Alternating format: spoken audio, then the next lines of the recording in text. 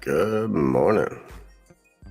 So, today on this old house, right? So, get a kick out of all those old shows, right? Bob Vila, you know, this old house.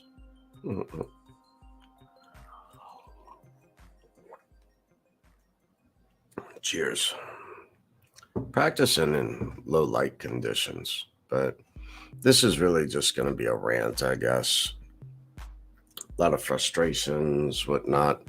Clear my mind on different things I got going on this duplex renovation, right? Alexa, what time is it? The time is 4:40 a.m.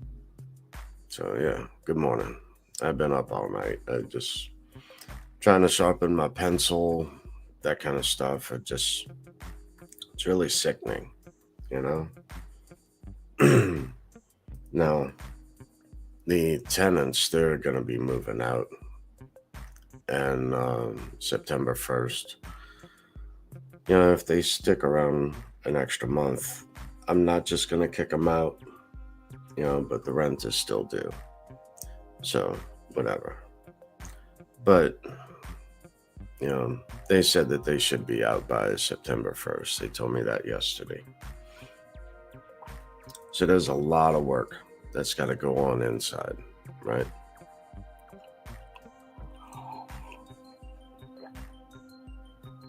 A lot of drywall removal, insulation removal, feel every stud, pull every nail, screw. The kicker is though right now is still the exterior. So I've got water leaking in at a few windows, but at the top part of the window. Um, so yeah, I've ordered all new windows yet again. This will be the second time. So I replaced the windows, I would say 2010, and I did Window World. That was like $5,500 then for Window World. Word of advice: don't get Window World windows. They're trash. They're garbage. I had no idea. I thought windows were windows. You know. So I looked at Pella, looked at all kinds of you name every brand out there. It's real big. I looked into them. So I decided to go with a window company that was most people in my area have used. Local company, been around since before I was born. All the parts, lifetime warranty, all that kind of stuff. So never an issue from these people. So that's who I went with. This time is LAS. So anyway, um, they're manufactured here. The seals are better for the humidity, the heat, that sort of stuff. So the seals don't break in them, which is the gas in between. So anyway, that was $9,600 for windows. So it was going to be a bit more, but my question to them was, how much can I get off if I pay in full, right? So I went ahead and I did that because the different inspectors who came out and engineers said that the windows were bowed or poor installation, which I don't doubt, right? I mean, it's Window World, just you get what you pay for in Windows.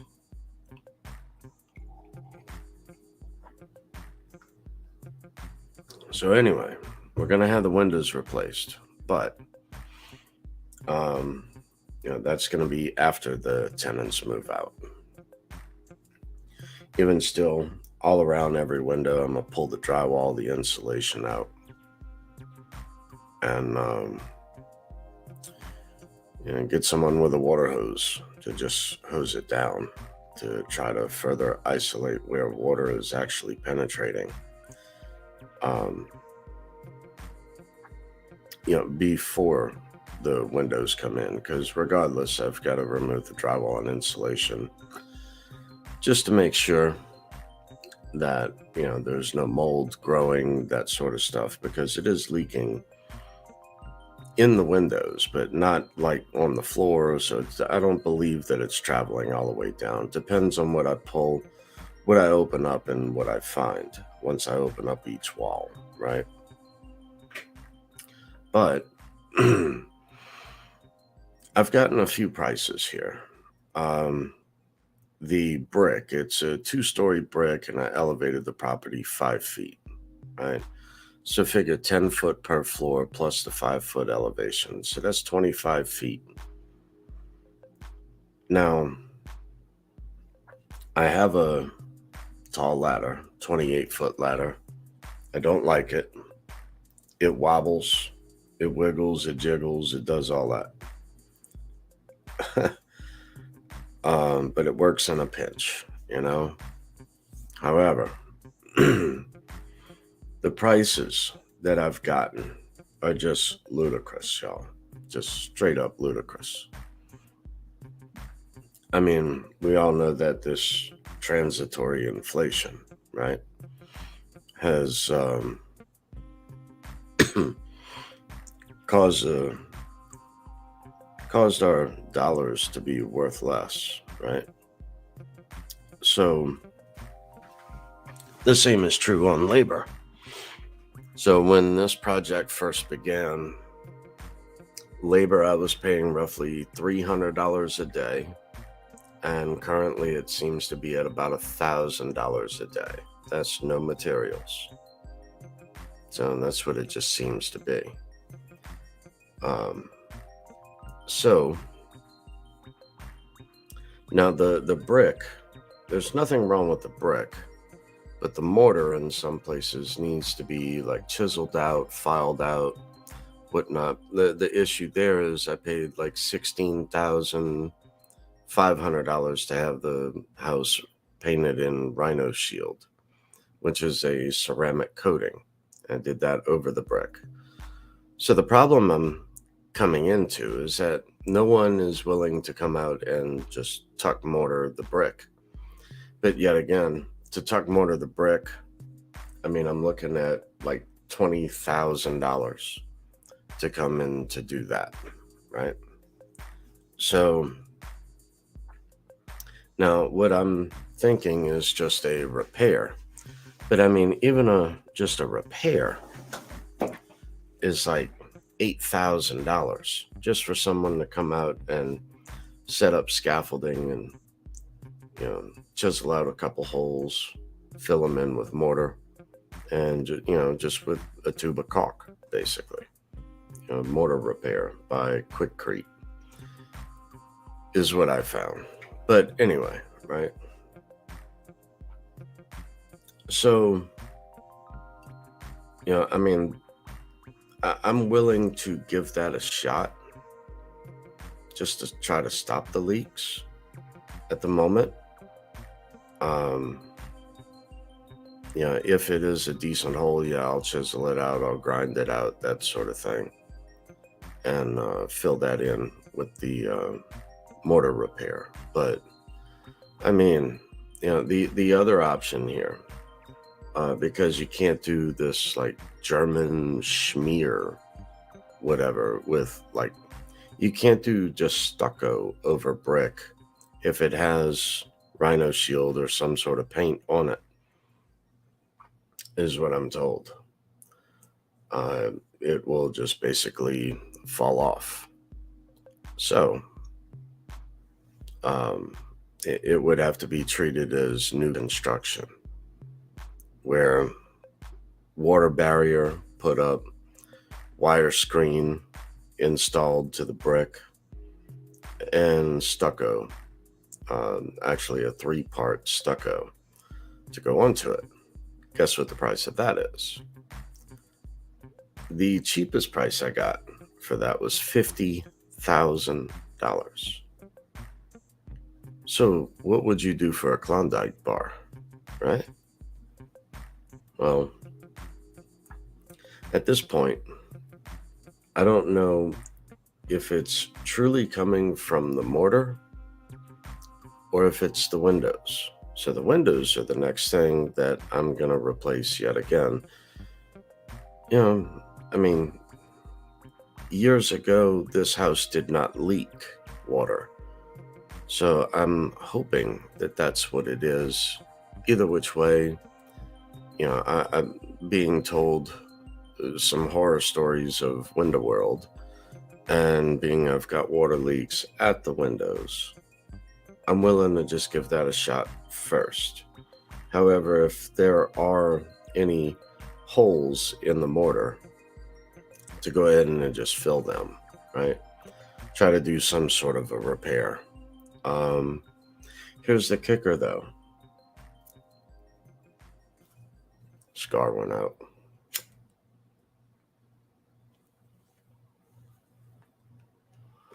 So anyway, here's the kicker. Is that, I mean, just for someone to come out with a tube of caulk and scaffolding is like $8,000 to $10,000. That's kind of crazy, if you ask me. And for 8 to 10 grand, I can't believe I'm actually considering this. Is that I looked into the cost of scaffolding to go 25 feet in the air, and it was like right over $2,000 delivered. You know, um, I mean, I was an iron worker when I was much younger. Um, However, getting over a visual impairment to do something like this, I really don't feel that comfortable in doing. But at the same time, it's $2,000 for scaffolding to go up, what is it, 18 feet? Something like this. So, I mean, right now in a pinch, I'm actually considering it because water, being an automotive technician, well, first off, Ironworkers Union, Local 58. So, I mean, I've worked high up, very high up, very dangerous situations. I mean, one time I almost fell off the top of the Fairmont Hotel here in New Orleans. That's a 135-foot drop. I could have landed anywhere. And I landed on my hands and knees on the very edge.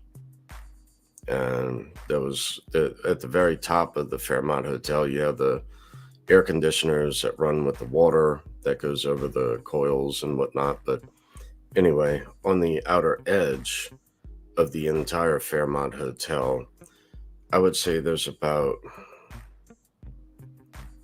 15 inches of a platform to walk completely around the building. And I could have fallen anywhere. I should have died that day. That was another time that I should have died. There were a few times I should have died being an iron worker. And that was the last straw. I rolled over to the inside of the building. What had happened was it was a windy day. It was cold. I mean, I'm 135 feet in the air. Many other things were dangerous on the job, like the cables of the, what do you call that? The scaffolding that goes down, like for window washers and whatnot on the side of the building. We were using that to redo a lot of the facade on the outside, as well as structural for the building. But the cables were just dangling out in the street, and suddenly these large trucks were coming. the fire watch down at the very bottom fell asleep. We were rushing to get all the way up to the very top, so that way we wouldn't be killed by one of those cables being caught on a truck. Like I said, the fire watch fell asleep. He was fired for that because the cables were just out there flying in the street. It was that was another time, really. One of those cables where I got caught, that's a 135-foot drop. Well, not from the very top. So I would say, just say the 120 feet, because we were down just underneath the top, not very far from the top. Anyway,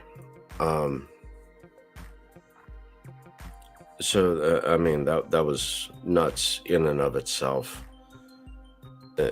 To be in that situation and in a few situations. But anyway, I was used to being high up,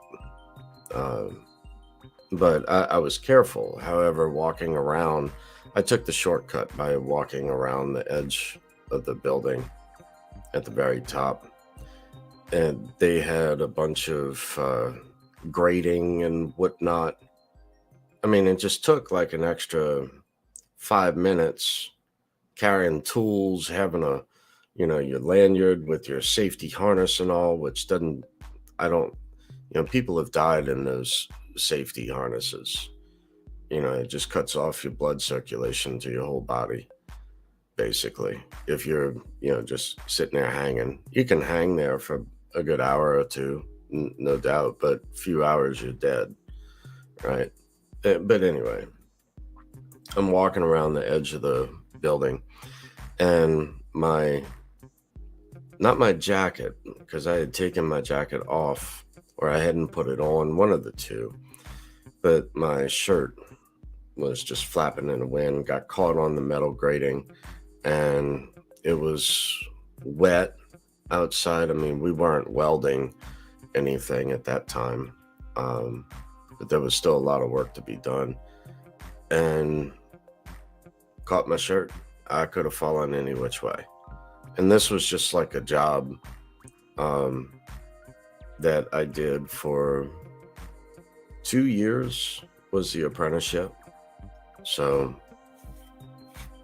did. And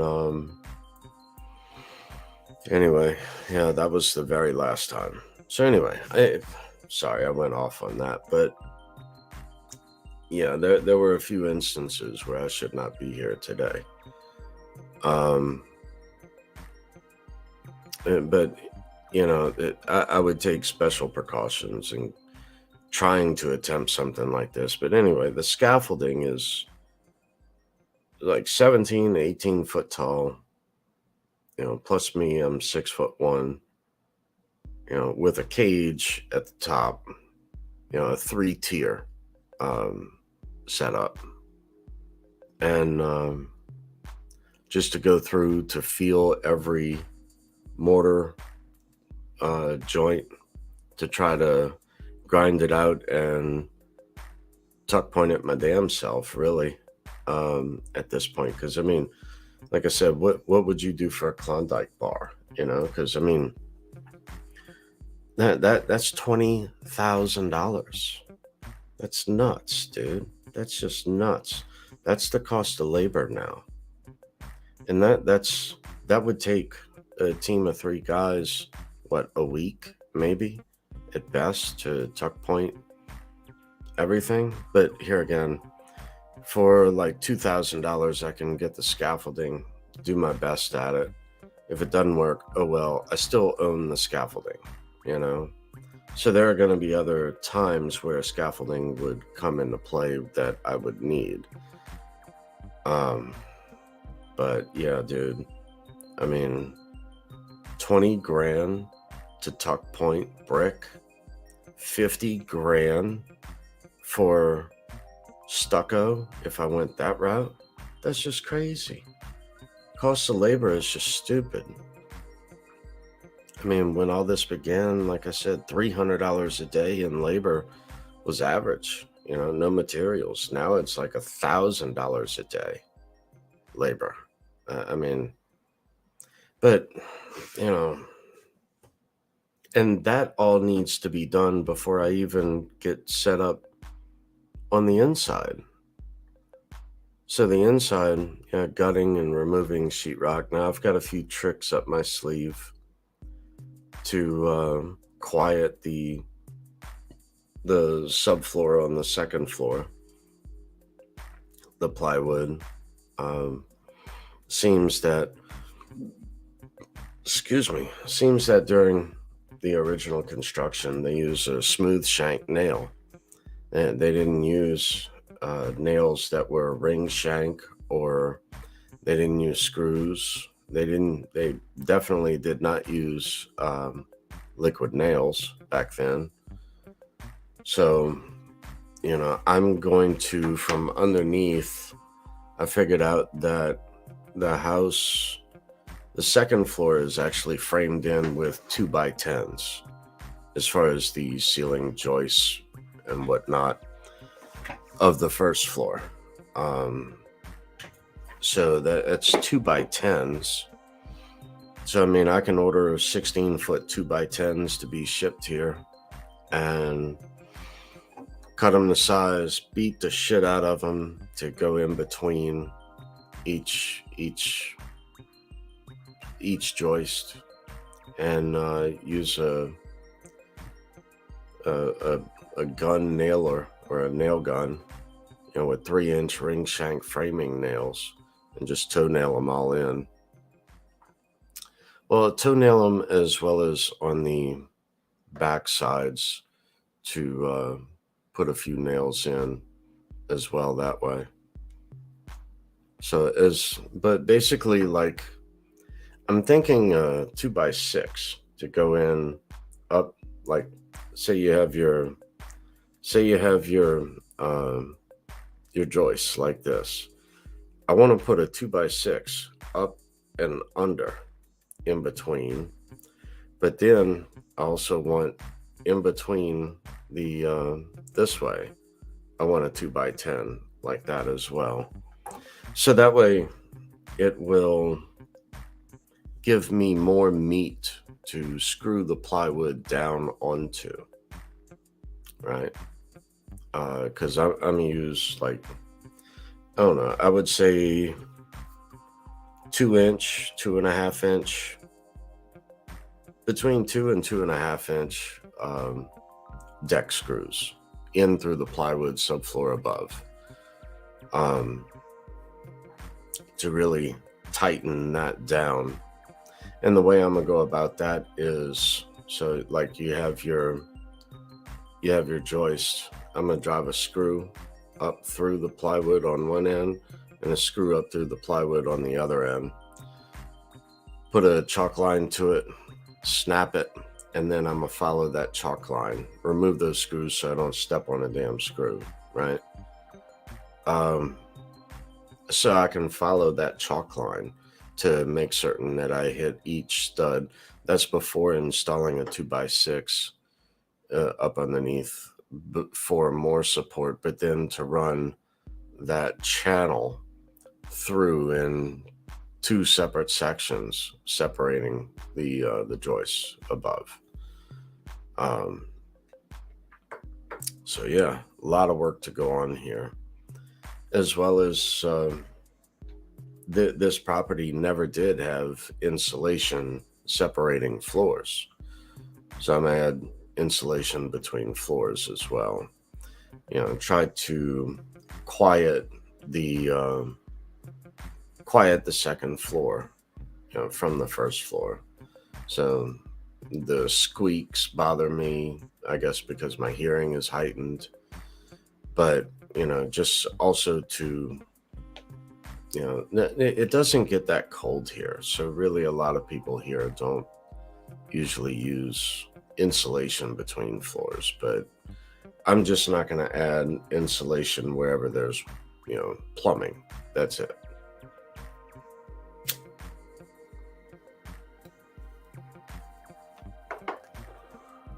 Then order the drywall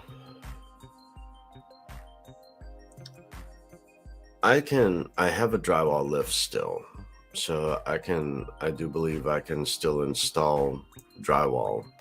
I may have to double up some studs, that kind of thing, to have more meat to screw into, kind of a thing. And as far as for like the edges, like the corners where they butt up to each other, because if you look at a 4 foot by 8 foot sheet of drywall, the 4 foot section, the tops and the bottoms are tapered. So that way you can tape that. But the butt joint, the 8 foot long sections of drywall are not. That takes 3, sometimes 4 passes in order to get that. But I don't have the vision to do that anymore. So I'm going to have to hire a drywall finisher to come in and just finish it. So all of this to save money on this renovation project, to come in around my budget, because that's without doing, you also have to factor in, I plan on doing all new baseboards, quarter round, chair rail molding, possibly crown molding as well. But it's 8 foot ceilings, so I have to get my angle correct as far as the right angle of crown molding. So I don't know if I'm gonna do crown molding just yet. I'll probably wait right now. There's a trick that I use. I use a coping saw. I install crown molding the entire length, and then the other pieces on the other walls, I coat those in to fit perfectly. So that's been my trick for years, instead of using a compound miter saw and upside down and backwards in order to figure out your measurements, right? But here again, I'm being visually impaired, being legally blind. I cannot do that. I cannot see the mark to make the mark on a compound miter saw that way.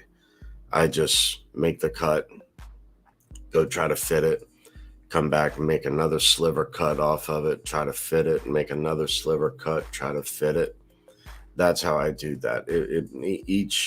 Each piece that I do, whether that's baseboards, quarter round molding, chair rail molding, doesn't matter what it is. Each piece I basically custom fit together. So yeah, and I do most of it by feel. So I get a rough measurement, and then I use a Sharpie to try to guess how much to take off of each piece. But yeah, it takes me much longer because I don't just make a bunch of cuts and go and install it like some of these Cracker Jacks do, and then end up at the very bottom, of like, say, door casing, where they got a gap like this tall at the very bottom of the door casing. That kind of stuff just used to upset me, seeing stuff like that. You're paying big time bucks for that. But additionally, right? So downstairs, all the ceilings are coming out. All that work is being done to downstairs. Then upstairs, all 3 bedrooms upstairs, all the ceilings are coming out of that, all new insulation and all of that as well. New electrical. Probably install ceiling fans at that point. But those are the original ceilings. So what did they have back then? At best, what, R19? So I want to install R30 in that. And nice smooth flat ceilings. And let's see, what else? I've got one wall that has to come out on the second floor as well. So in the interim, all the carpet that's upstairs, all of that has to come out as well. All the baseboards have to come out as well. So then after, I have all the plywood, the subfloor, on the second floor, secured and no more squeaks or tightened down, whatnot. I'm gonna do some sort of pergo laminate flooring that's waterproof, because I don't, any water touches anything. Basically, it just warps and goes bad real fast. And I've had issues in the past with air conditioners leaking water. So I don't want any sort of water, whatever. Either that or little Johnny will, go take a bath and get out the bathtub and leave the tub running, and water's, just going straight through the floor. So anyway. So yeah, I got a lot on my plate to do. Oh, also the intercom system is all coming out and being capped off, and all that drywall is being patched in as well. All new outlets and switches throughout, because now you go to plug something in and the outlet jiggles, so it's not like catching. So the outlets are all old. So I just want to go ahead and upgrade all that at the same time. And if a box on the inside of the wall is messed up, I'll just cut it out and install a new box. So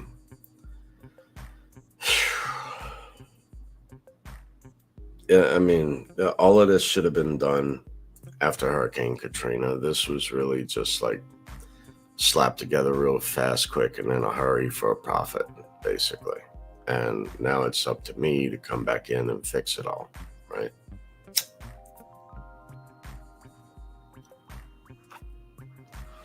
But whatever, But yeah, the tenants, they it's just way too much work to try to have anyone live in the place. So yeah, once they're out, it just, and same thing, like with their security deposit and all, look, they've been living inside that place for 7 years and with me. And, it's like, I'm not going to dock you for cleaning fees, when I'm about to have all this work go down in here. I don't give a shit really about the paint on the walls. Everything's got to be redone. Everything. So every single room, the entire inside of the house. So I've done other upgrades throughout, like, the windowsills were all done in granite, so not wood.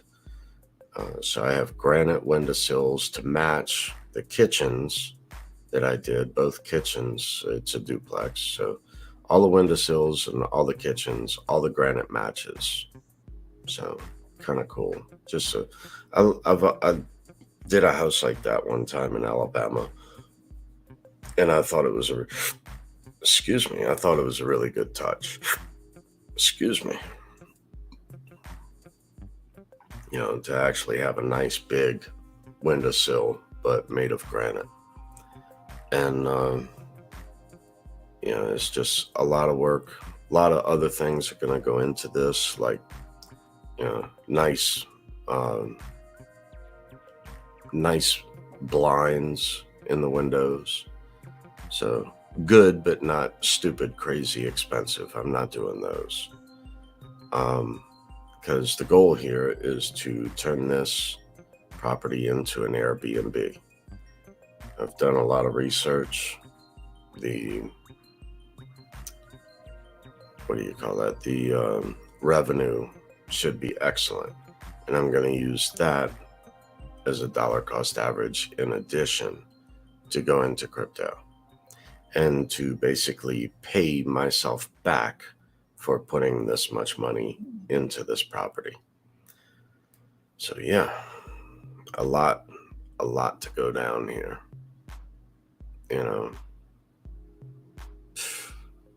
It's just crazy. But yeah, the thing is, paying, like I said, just some of the prices that I've gotten are just stupid. $50,000 to do a stucco job, $20,000 to do a tuck point on brick. It's just crazy.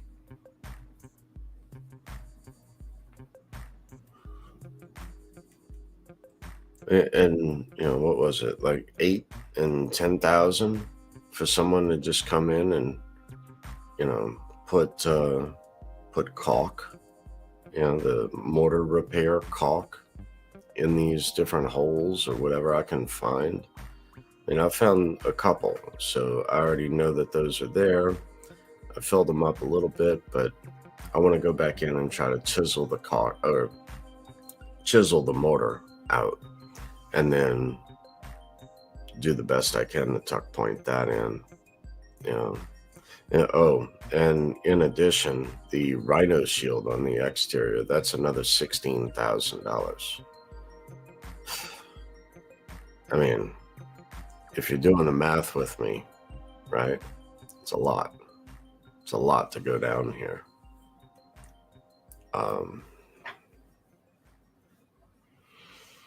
What else? Oh, the gutters. Gutters cannot be done until the exterior is fixed and painted. It's just, and same thing with the scaffolding. I wouldn't have to pay someone $16,000 to come out and to paint the brick. I could, get one of those machines, do the best I can, or try to hire someone to come in and do it. But I'm more picky, more meticulous on, making sure everything is masked off and taped up right and well. I don't want just someone to come in and spray brand new windows, I mean, and that's the level of craftsmanship I'm dealing with, it seems, because I've hired other people to come in and do jobs, $5,500 here, $4,000 here, and then I got to follow up behind them, and then half the time the job is done half-ass or not even correct at all. One guy, every single thing that this guy touched, I had to go back in and fix everything. I mean, and I'm just, it's stupid right now. I mean, used to be a contractor, to possess a license, you had to know how to do different things, not just shade tree mechanic type bullshit. I mean, granted, I understand that it's not new construction. You're always going to have some sort of issue, some sort of leeway that you're going to have to improvise, compromise, right? So I get that. But at the same time, every single thing that you touched is messed up. That's just wrong, dude. It's just wrong. So I'm surprised this dude is still has a business, really.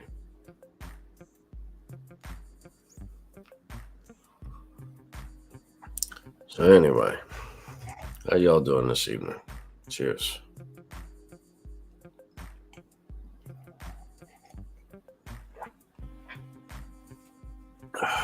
Let's see. Saw a few people stop by, but no one said anything. So just check the comments. But whatever. This is more of a rant, all the stuff that I'm dealing with, in addition to everything else, right? Crypto market's down, I think the Fed just raised interest rates. So I think the Fed raised interest rates yesterday. I don't know if they did 0.75% or 75 basis points. So I don't know if they did a half or 3/4. I don't know yet.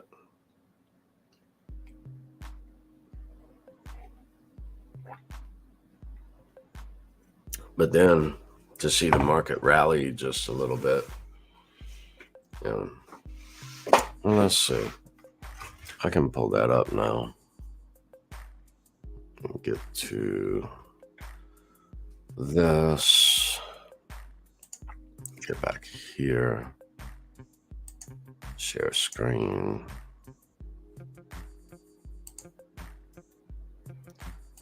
And go here. Yeah, so right now Bitcoin's at $23,000. It's up almost 8%. I mean, wow. But here again, I don't know.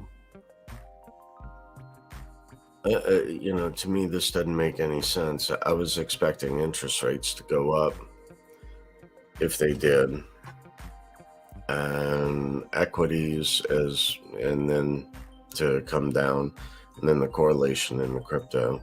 I was expecting crypto to come down too, yet again. What the hell is going on with Ethereum Classic? That joker is doing that's 22.5%. And it had already done like a 30% run. What the shit's going on with Ethereum Classic?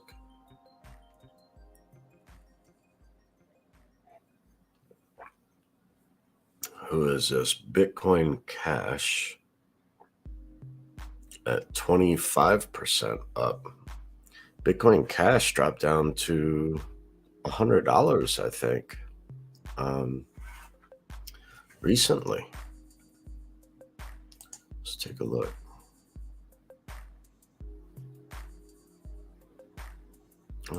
Let's go to the 1 month. Yeah, Bitcoin Cash did drop down to $100.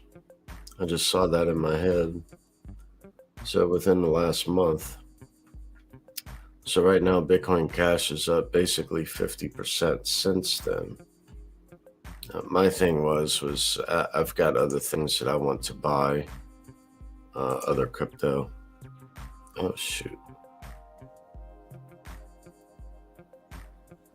I've got other crypto out there with limit buy orders on. I've got a few bucks on the sidelines to throw into it, but I didn't yet.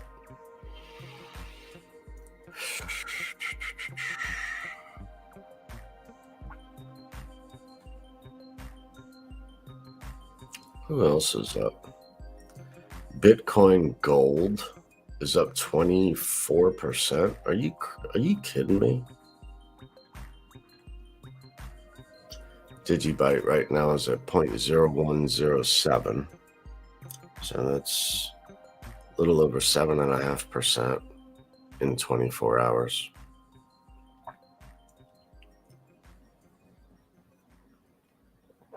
So anyway, that's the end of that cup of coffee. Nothing else has really changed, just sitting on dollars. I still have limit buy orders out there on KuCoin. Not like a crazy amount, maybe like $5,000 worth of crypto sitting on KuCoin as far as limit buy orders. So, once they fill, then I take them off immediately. And I know it's, not your keys, not your crypto, or not your keys, not your Digibyte, but it's the only way I can put a limit buy order in is to leave those funds on there and to leave that open order. So that's what I did. And it's not a lot of money. It's like $5,000. So everything else, I use cold storage. Always take it off the exchanges because always seems to be perfect timing. Either a run or a crash, and everyone's down for maintenance.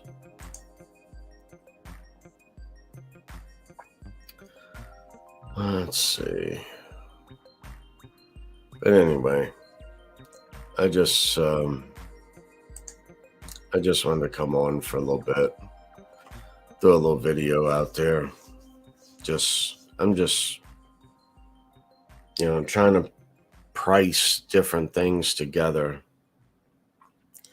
to get a roundabout estimate as to how much all of this is going to cost to complete this project, right? Because it's already been a while where all of this has been going on. But yeah, it's just gotten out of hand. So I need next door out so I can get in there and do their side completed, done. And then, I'll probably begin on my side shortly thereafter. But really, I want next door up and ready and done and ready to rent out as an Airbnb. So anyway, this has just been a rant. I've been up all night. I got so much on my mind, and that's in between all the other stuff in crypto that's going on. In addition to that, going to Oklahoma City August the 6th. I'll be there a few days before that, but that's the event. LitecoinLisa.net. Go there, purchase your tickets. So I'll be giving away roughly $35,000 worth of NFTs there. So 10 NFTs in total, which were donated by Qcoin. So that's, I'm sorry, my bad. I've been up too long. I'm a little widery. Widery. But anyway, no, that was Qubit House. So I was thinking it's one of the 5 mining algorithms of Digibyte is Qubit. So yeah, it's qubit.house is the website. But yeah, Winston at Qubit House donated these 10 NFTs, 4 of which are stills, and those are going to be basically door prizes. The other 6, they're very expensive. They're animated NFTs, very expensive, and they're going to there's going to be a raffle for those. It's going to be $100 a ticket for each of those. But go see my previous video where I go over many of those different things. But that's one chance at $100 that could possibly change your life. So, and that's I would say that's our goal, right? Because each of those NFTs are like 550,000 to 850,000 Digibyte. That at 1 cent valuation is like $5,500 or $5,500, and at Digibyte's recent all-time high, that would be basically $110,000 each. So yeah, our goal here is to get Digibyte on the map, get DigiAssetX on the map, and then get Qubit House on the map, the Digibyte NFTs. So anyway, I've rambled on long enough, and y'all have a good one. Go make it a day. Later.